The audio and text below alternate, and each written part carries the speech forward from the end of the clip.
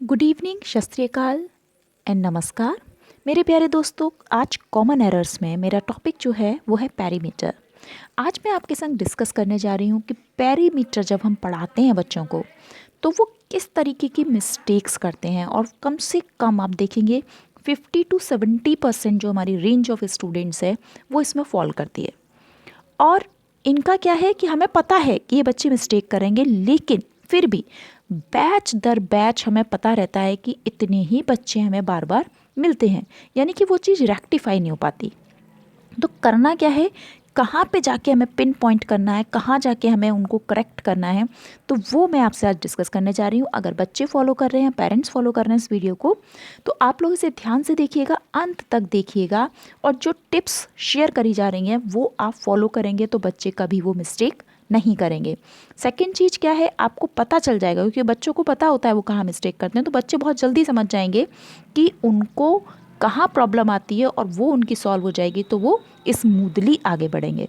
तो पहले मैं आपको डायरेक्टली क्वेश्चन पे ले चलती हूँ। देखिए क्वेश्चन बहुत ध्यान से देखिएगा, स्क्रीन पे लिखा हुआ है, find the perimeter of a rectangle if its length is 1 metre and width is 80 centimetre.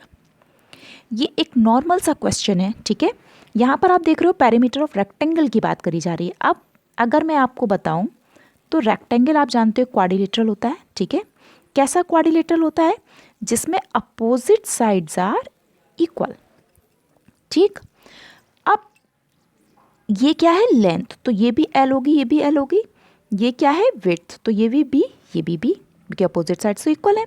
अब पेरीमीटर वर्ड हम सभी जानते हैं क्या होता है, सम ऑफ ऑल साइड्स, यानी कि सम ऑफ ऑल साइड्स का मतलब क्या हो गया, L plus B plus L plus B. कितनी बार एल आया, 2 टाइम्स, तो 2L प्लस कितने टाइम्स बी आया, 2B। अब 2 क्या है, 2 हमें कॉमन लेना है, लेकिन कॉमन से बच्चे घबरा जाते हैं, उन्हें लगता है पता नहीं कौन सा मैथमेटिक्स लगा रहे हैं, कॉमन बोल रहे हैं। तो देखो सिंपल सी बात है कि जब हम कोई नंबर, क्योंकि हम लोग क्या करते हैं ना, इतना सारा टाइम तो होता नहीं, अपनी मेहनत बचाते हैं, तो हम लोग इस 2 को हमें 2 बार लिखना पड़ रहा है, तो हम एक बार लिखेंगे, ब्रैकेट लगा के हमने क्या लिख दिया, L प्लस बी, यानी ये पूरा घर है जिसमें कौन रह रहे हैं, L और B रह रहे हैं, और 2 उसके बाहर है, यानी 2L से भी अटैच है और 2B से भी अटैच है। तो यानी अगर हम ये ब्रैकेट हटाएंगे तो क्या आएगा, 2L प्लस 2B। तो ये इसका सेंस है, ठीक। ये तो हो गई फॉर्मूले की बात। अब फॉर्मूला तो आप सबको आता होगा। अब होता क्या है, फॉर्मूला तो हमने लिख लिया, पेरीमीटर ऑफ रेक्टेंगल निकालना था, 2 × L प्लस बी। एल कितना दे रखा था, 1 मीटर, विड्थ कितनी दे रखी थी, 80 सेंटीमीटर। अब हमने लगा दिया 1 + 80, यहाँ से ट्विस्ट शुरू होता है, फिर हो गया 81 × 2, तो हमें क्या मिल गया, 162।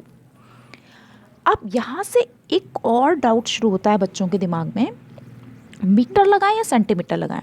लेकिन आपको पता है जो बच्चे कंफ्यूज होते हैं ना मैथमेटिक्स में, यहाँ पर आके वो प्रेशर में आते हैं, उन्हें लगता है शायद मैं समझ नहीं पा रहा हूँ, आना तो है इनमें से कुछ, तो वो सोचते हैं कि या तो मीटर लिख दें या सेंटीमीटर लिख दें या ऐसे ही छोड़ के आ जाएं, टीचर अपने आप देख लेगा, है ना।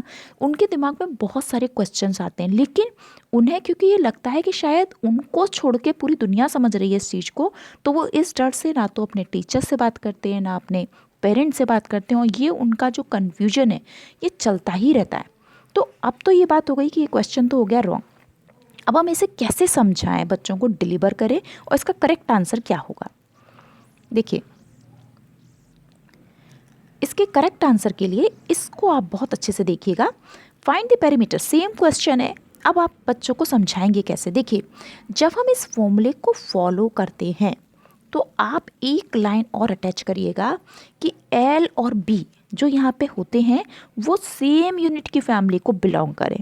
अब यूनिट क्या है, देखो L क्या है, एक लेंथ है, तो लेंथ को हम मेजर करके ही तो बताएंगे ना कितना है, न्यूमेरिक होगा ना। तो लेंथ या तो हम मीटर में मेजर करें, सेंटीमीटर में मेजर करें, किलोमीटर में मेजर करें, हम किसी एक यूनिट में मेजर करेंगे, तो हमें वही यूनिट किसके लिए यूज़ करनी है, विड्थ के लिए यूज़ करनी है। यानी कि अगर दोनों की यूनिट डिफरेंट है तो हम उनको यूज़ नहीं करेंगे। यानी कोई भी अर्थमेटिक ऑपरेशन लगाने के लिए the unit should be same, ठीक। तो यहाँ पर L, अब क्या है, आपने पहले कहा बच्चे को ध्यान देना है, क्या निकालना है, पेरीमीटर। पहला क्वेश्चन किसका निकालना है, रेक्टेंगल का, फॉर्मूला लिख गया, ओके। अब नेक्स्ट स्टेप आप क्लियर करिए, लेंथ कितनी दे रखी है 1, लेकिन आगे क्या है मीटर। विड्थ कितनी दे रखी है 80, लेकिन आगे क्या है सेंटीमीटर। तो आपने लगाया 1 मीटर प्लस 80 सेंटीमीटर।